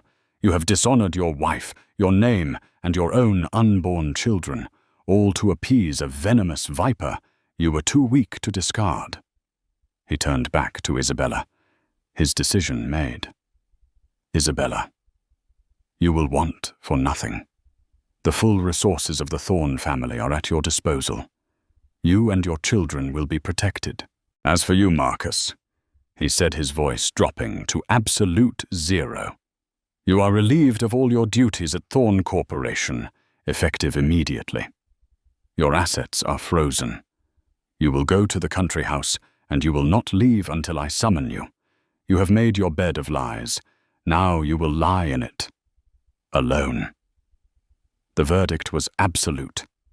In the space of a few hours, Marcus Thorn had gone from the king of Hanoi's business world to a dethroned, disgraced exile. He stared at his father, then at his wife, his mouth opening and closing with no sound coming out. There was nothing left to say. His lies had unraveled, and in doing so had unraveled him completely. Isabella watched him, feeling not a shred of pity, only a vast, empty coldness where her love used to be. The man she had married was a stranger, a moral void hidden behind a handsome face and a charming smile.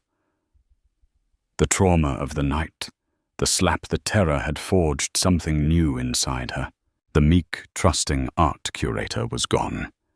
In her place was a mother of two, a woman who had been pushed to the absolute limit and had found not an abyss, but a core of steel.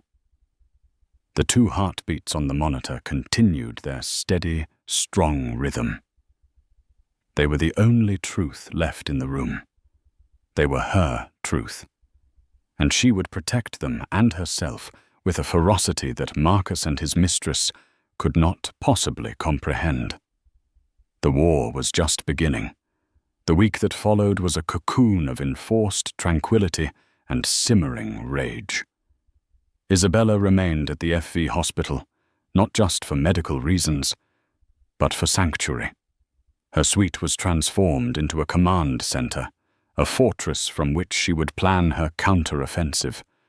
The hematoma was stable, the risk of preterm labor had subsided, and the 2 tiny heartbeats that had upended her world grew stronger each day. They were her fuel, her purpose. Arthur Thorn was true to his word. He visited daily, not with the overbearing authority of a patriarch, but with the quiet deference of an ally. He saw in Isabella not a fragile victim, but the future matriarch of his legacy, the guardian of not 1 but 2 of his grandchildren. He provided her with the best legal team in Vietnam, a group of sharp, merciless lawyers who specialized in high-stakes divorces. Spare no expense, Arthur had told them in Isabella's presence. I want this handled with the subtlety of a guillotine, clean, final, and entirely in Ms. Isabella's favor. Marcus was gone, banished to a remote Thorn estate in the highlands of Dalat. His name was scrubbed from the corporate website his office cleared out. The official story, meticulously crafted by Arthur's PR team, was that Marcus had stepped down for personal health reasons to focus on his family during a difficult pregnancy. The story was just plausible enough to quell the rampant speculation. But the real story, the one whispered in the boardrooms and elite social circles, was that the king had been ruthlessly deposed. Camilla Tran was also dealt with. Arthur's investigators had worked with surgical precision. They uncovered her own web of debts and deceit. The pregnancy, she claimed, it was real. But a discreetly obtained DNA test from a coffee cup she'd used at a cafe proved what Arthur had suspected: the baby wasn't Marcus's. It belonged to a married Singaporean businessman she had been seeing concurrently. Armed with this proof, Arthur's lawyers presented her with a simple, non-negotiable choice: disappear quietly with a modest one-time settlement and a signed NDA, or face public exposure fraud charges and the unmitigated wrath of the Thorn family. Camilla, a pragmatist above all else, took the deal and vanished from the Hanoi social scene as quickly as she had appeared. But for Isabella, These victories were peripheral. Her focus was singular. It wasn't about revenge on Camilla, or even about punishing Marcus anymore. It was about reclaiming her narrative and securing an unassailable future for her children. During her days in the hospital, she began to change. The soft, deferential woman who had once organized art exhibitions was replaced by a shrewd, calculating strategist. She devoured the financial reports her lawyers brought her, learning about trust funds, share allocations, and corporate governance. She had once loved Marcus for his charm and ambition. Now she studied the architecture of the empire he had built, not with admiration, but with the critical eye of a conqueror. Her gambit when she finally revealed it to her lawyers and a stunned but impressed Arthur Thorne was audacious. "I don't want a simple divorce settlement," she announced one afternoon, her voice clear and steady. The hospital suite was bathed in the soft afternoon light, and she was propped up in bed, surrounded by financial documents looking more like a CEO than a patient. "I don't want cash or property or alimony." Her lead lawyer, a formidable woman named Ms. Vi, raised an eyebrow.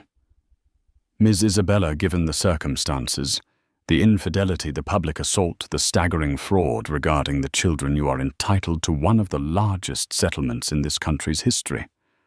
"A settlement makes me a pensioner of the Thorne family," Isabella stated calmly. "It makes me a wealthy victim. I have no interest in being a victim." She looked directly at Arthur. "Marcus's shares in Thorne Corporation, his voting rights, his seat on the board. I want them transferred to a trust that I control as the sole trustee for the benefit of my children." Arthur stared at her, his expression unreadable. Ms. Vi's jaw practically dropped. Isabella was not asking for a piece of the pie. She was demanding control of the bakery. "He will never agree to that," Ms. Vi said. "That's his identity, his life's work."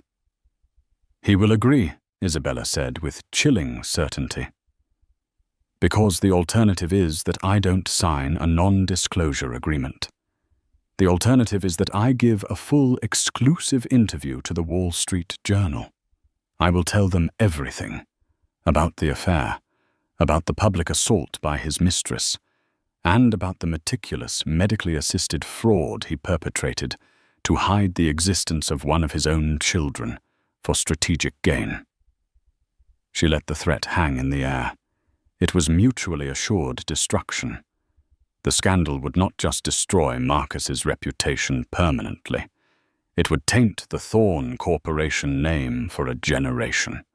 It would cause shareholder panic, invite regulatory scrutiny, and become a legendary case study in corporate malfeasance and moral bankruptcy. I will detail how Dr. Pham was pressured to falsify medical records. She continued, her eyes locked on Arthur. I will explain that my husband's immediate reaction to discovering he was having twins was not joy, but terror at his lie being exposed. I will paint a picture of a man and a corporate culture so obsessed with a clean, powerful narrative of a single male heir that it was willing to deny a child's very existence. Arthur remained silent, his steepled fingers covering his mouth.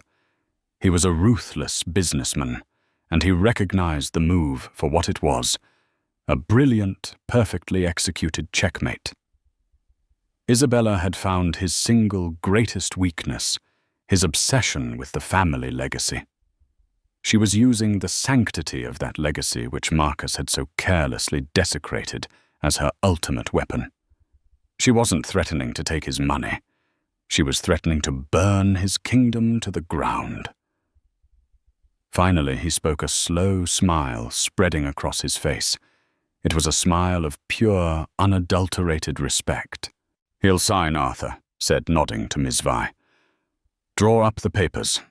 The meeting with Marcus was arranged a week later after Isabella was discharged and settled into a new secure penthouse, one chosen and paid for by her from an advance on the trust.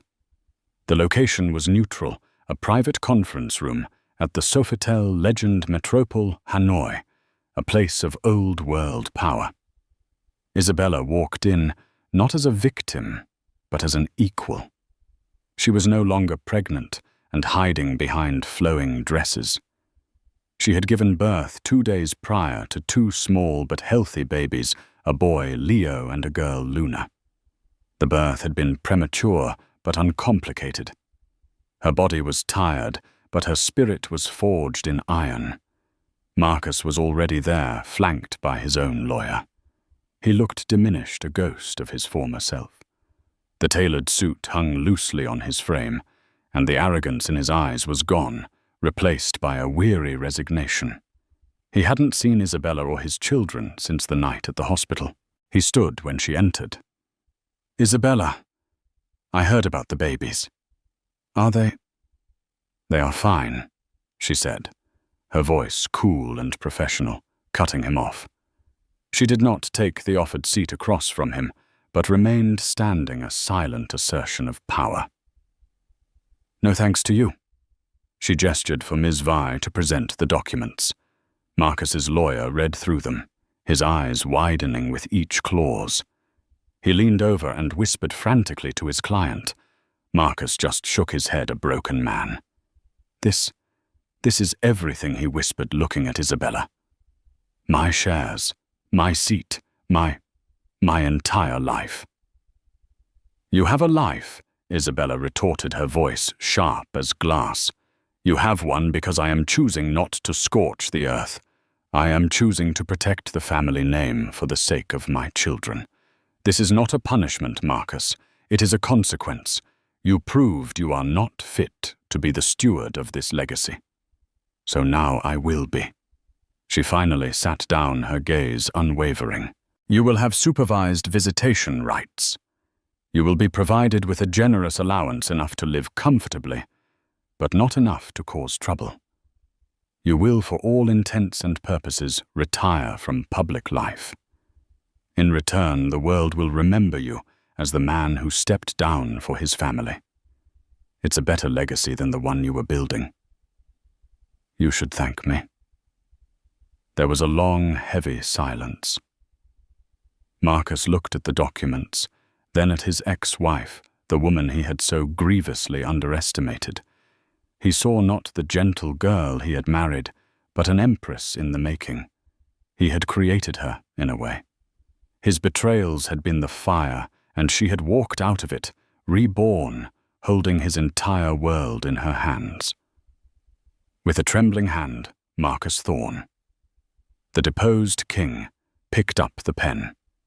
He signed away his power, his company, and his future, all to the steady, silent rhythm of 2 tiny heartbeats he had once tried to erase. The Empress's gambit had succeeded, and so the story of the slap that shocked Hanoi's elite took its final, stunning turn. It was never just about a mistress's fury or a husband's infidelity. It was about a deception that ran to the very heart of a family, and the quiet, unassuming wife who rose from the ashes of public humiliation to seize control of an empire. Isabella Thorne, once a footnote in her husband's story, became the author of her own, rewriting her destiny. Not with tears, but with shrewd intelligence and the unyielding power of a mother's love. She proved that the greatest strength is often forged in the deepest betrayal, and that sometimes the most powerful move is not to destroy your enemies, but to simply take everything they hold dear. What did you think of Isabella's ultimate power move? Was it justice or the most brilliant revenge?